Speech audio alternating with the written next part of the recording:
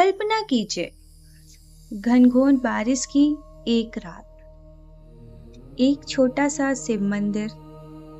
मंदिर के बाहर एक गरीब बच्चा भीगता हुआ खड़ा है। उसके हाथ में ना दूध है, ना फूल, ना प्रसाद, केवल बारिश का पानी भरा हुआ एक टूटा मिट्टी का दिया है। वह शिवलिंग के सामने जाकर कहता है, भोलेनाथ, मेरे पास आपको देने के लिए कुछ नहीं है, लेकिन मेरी माँ बहुत बीमार है। अगर आप चाहें तो इस बारिश के पानी को ही मेरी पूजा मान लेना। उस रात उस बच्चे के साथ क्या हुआ? आखिर सावन के महीने में भगवान शिव की पूजा करने से मन को शांति और जीवन को नई दिशा क्यों मिलती है? आज की कथा में हम जानेंगे सावन सोमवार व्रत का रहस्य, सावन का आध्यात्मिक महत्व और एक ऐसी अनसुनी कथा जो हमें बताती है कि महादेव के दरबार में सबसे बड़ा चढ़ावा धन नहीं बल्कि सच्चा भाव होता है। नमस्कार दोस्तों, हर हर महादेव। सावन का महीना आते ही हर ओर शिवमय वातावरण दिखाई देता है। मंदिरों में घंटियां बजती हैं, भक्त कावड़ लेकर निकलते हैं, शिवलिंग पर जल चढ़ाया जाता है और सोमवार का व्रत रखा जाता है। लेकिन क्या सावन सोमवार का व्रत केवल एक धार्मिक परंपरा है? क्या इसका संबंध केवल मनोकामना से है, या फिर इसके पीछे भगवान शिव के जीवन से जुड़ा कोई गहरा संदेश छिपा है? सावन सोमवार व्रत हमें केवल पूजा करना नहीं सिखाता, यह हमें संयम, धैर्य, प्रेम, सेवा और अपने मन के भीतर की अशांति को शांत करना सिखाता है। आज की इस कथा को अंत तक जरूर सुनिएगा, क्योंकि अंत में हम जानेंगे कि सावन सोमवार के दिन केवल छोटा सा काम करने से भी आप अपनी पूजा को सार्थक कैसे बना सकते हैं। अगर आप भी भोलेनाथ में श्रद्धा रखते हैं तो वीडियो को लाइक करें, कमेंट बॉक्स में लिखिए ओम नमः शिवाय। और ऐसी ही धार्मिक रहस्यों, व्रत कथाओं और धार्मिक और सनातन धर्म की प्रेरक कहानियों के लिए चैनल को सब्सक्राइब जरूर कर लीजिएगा। हिंदू पंचांग के अनुसार श्रावण मास को सावन कहा जाता है। यह वर्षा ऋतु का समय होता है। गर्मी की तेज तपन के बाद जब पहली बारिश धरती को छूती है तो पूरी प्रकृति जैसे एक नया जीवन पा लेती है। सूखे पेड़ हरे हो जाते हैं, नदियां भरने लगती हैं, खेतों में हरियाली दिखाई देने लगते हैं, पक्षियों की आवाजें बदल जाती हैं और मिट्टी की खुशबू मन को शांत कर देती है। सावन केवल मौसम का नाम नहीं है, यह प्रकृति का पुनर्जन्म का महीना है। भगवान शिव का स्वरूप भी प्रकृति से जुड़ा हुआ है। उनके मस्तक पर चंद्रमा है, उनकी जटाओं में गंगा माता विराजती हैं, उनके गले में नाग हैं। वे कैलाश पर्वत पर निवास करते हैं। वे जंगलों, पर्वतों, नदियों, पशु पक्षी और पूरे संसार के रक्षक माने जाते हैं। इसीलिए जब वर्षा से धरती हरी होती है तो भक्त इसे महादेव की कृपा के रूप में देखते हैं। कहा जाता है कि सावन में प्रकृति स्वयं भगवान शिव का अभिषेक करती है। बादल जल बरसाते हैं, नदियां बहती हैं और धरती की हरियाली भगवान शिव के चरणों में बिछी हुई चादर जैसी प्रतीत होती है। इसी भाव से भक्त भी शिवलिंग पर जल अर्पित करते हैं। अब प्रश्न उठता है कि सावन में सोमवार का ही इतना महत्व क्यों है?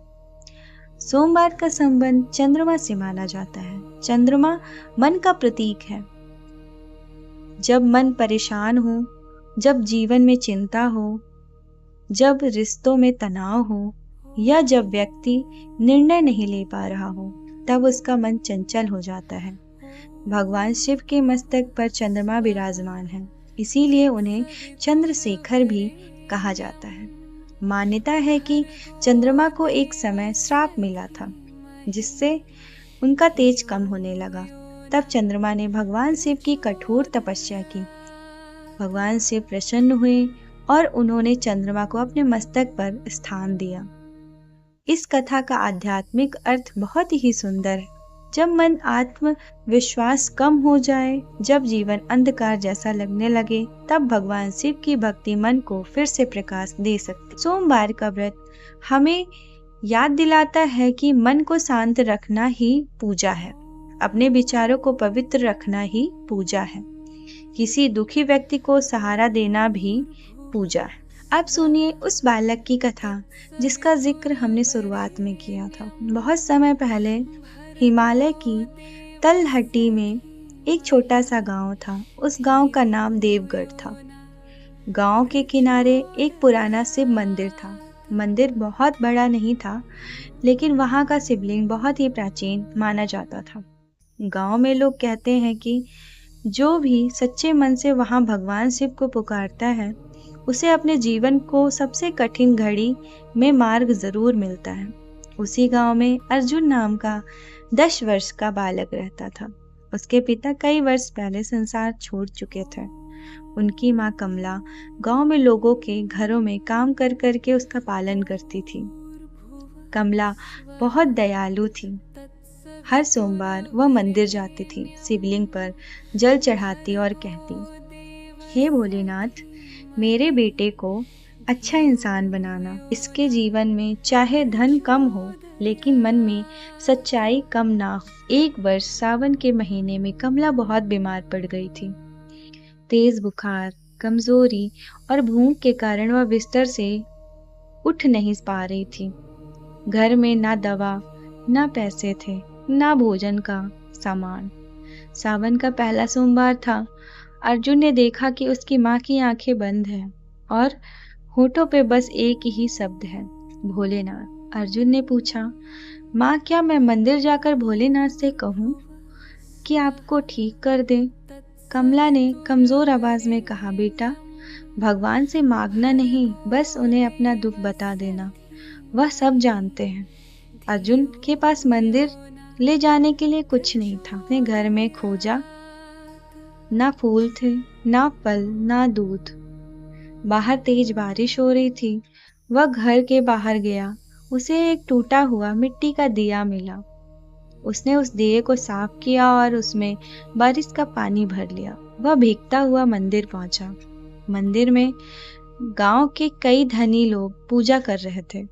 किसी के पास चांदी का पात्र था, किसी के पास दूध के कलश थे, किसी के हाथ में मिठाई की थाल थी। अर्जुन को देखकर कुछ लोग हंस पड़े। एक व्यक्ति बोला, अरे, यह बच्चा टूटा हुआ दिया लेकर भगवान को क्या चढ़ाने आया है? अर्जुन की आंखें भर आई, लेकिन वह कुछ नहीं बोला।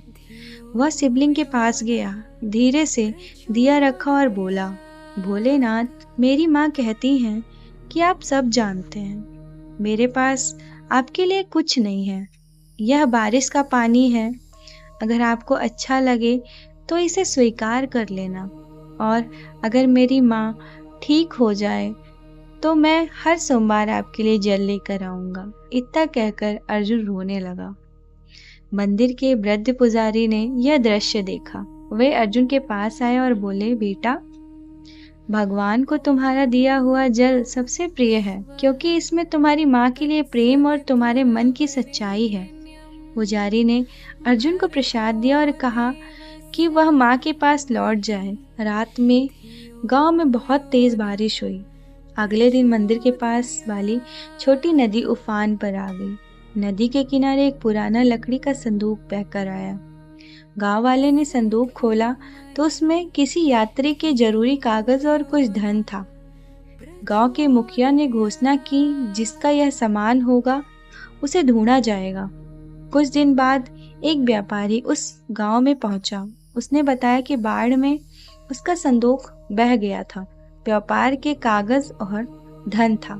गांव वालों ने उसे वापस कर दिया। व्यापारी ने पूछा, यह संदूक किसने सबसे पहले देखा था? लोगों ने बताया कि मंदिर के पुजारी ने सुबह अर्जुन को नदी के किनारे देखा था। अर्जुन वहां अपनी माँ के लिए जल भरने गया था। व्यापारी अर्जुन के घर पहुंचा। उसने कमला की हालत देखी। उसे पता चला कि माँ बेटे के पास भोजन तक नहीं है।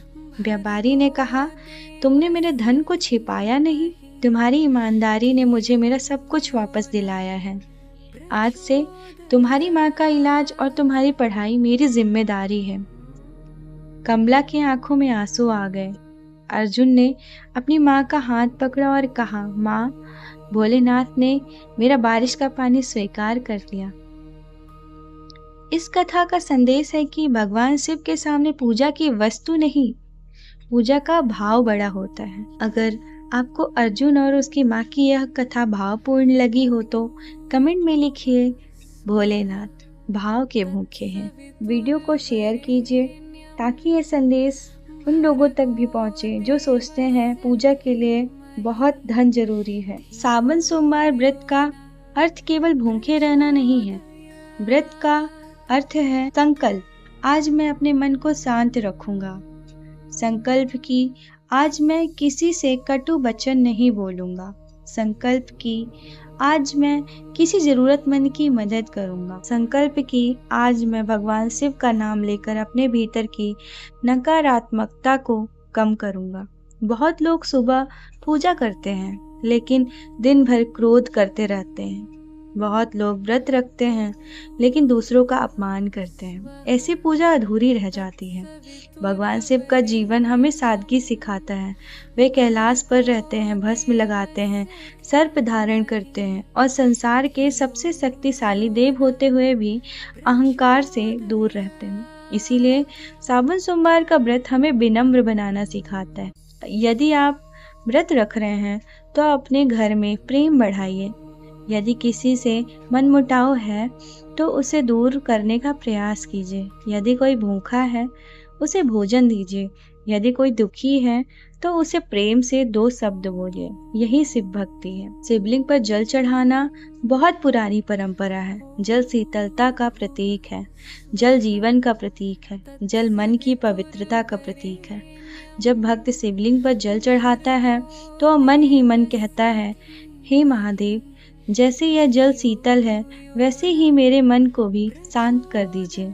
हे भोलेनाथ, मेरे भीतर जो क्रोध है उसे धो दीजिए। मेरे जीवन में जो भय है उसे दूर कर दीजिए। मुझे सही मार्ग पर चलने की शक्ति दीजिए।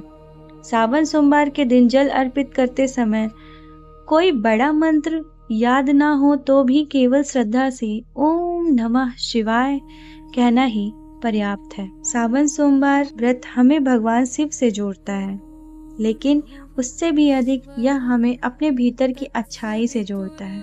यह व्रत कहता है कि जीवन में सरल बनो, सच्चे बनो, धैर्य रखो, दूसरों की मदद करो और जब जीवन में कठिनाई आए तो महादेव का नाम लेकर आगे बढ़ो।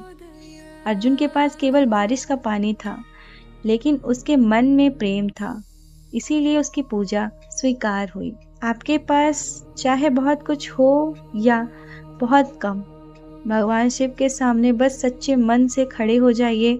महादेव आपके मन की आवाज़ ज़रूर सुनते हैं। अगर आपको सावन सोमवार व्रत का यह पहला भाग पसंद आया हो तो वीडियो को लाइक करें, चैनल को सब्सक्राइब करें और बेल आइकॉन ज़रूर दबाएं। कमेंट में लिखिए, हर हर महादेव।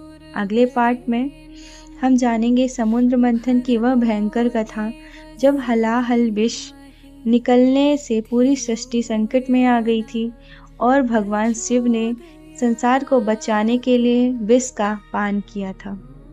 तब तक के लिए हर हर महादेव। ओम नमः शिवाय।